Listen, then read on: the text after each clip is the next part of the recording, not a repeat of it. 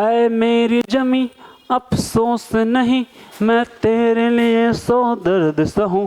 Hello, मैं हूं राजेश और आज हम लोग डिस्कशन करने जा रहे हैं क्लास 8 का साइंस का सिलेबस। तो जैक चैम्प 2027 बोर्ड बैच में आपका स्वागत है। और जिस समय ये सिलेबस देख करके आपने यहाँ पर पढ़ने के लिए आ गया, समझ गया मैं कि आपको पढ़ने में इंटरेस्ट है। और जिसको भी पढ़ने में इंटरेस्ट होता है ना, उन्हें पढ़ाना आसान होता है।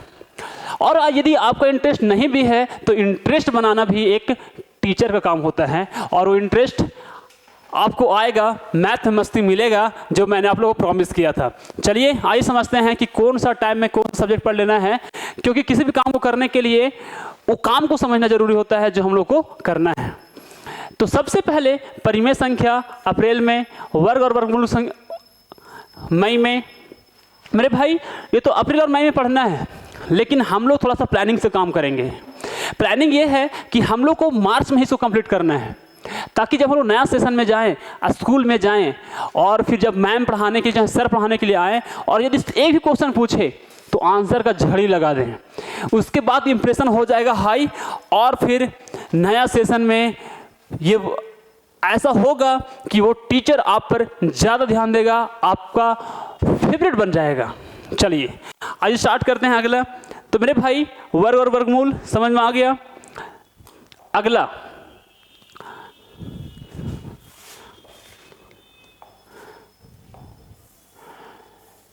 तीसरा में हम लोग का है क्या, घन और घनमूल। जून में पढ़ना है।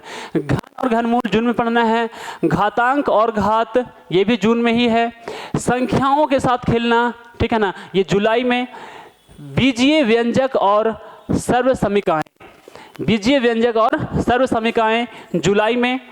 गुणनखंड हम लोग को पढ़ना है अगस्त में। एक चर वाले रैखिक समीकरण वो भी अगस्त में। तो ये सभी आपके चैप्टर्स हैं। चलिए आगे चलते हैं।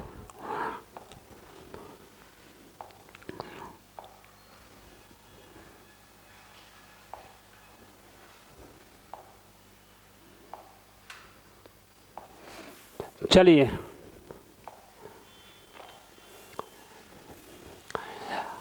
उसके बाद फिर यदि बात करें राशियों का तुलना, सितंबर में पढ़ना है। राशियों का तुलना, कंपेयरिंग क्वांटिटीज, क्या सितंबर में पढ़ना है।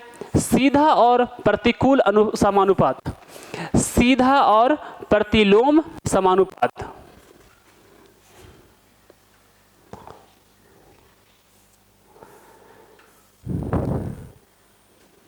साला खराब हो गया वीडियो।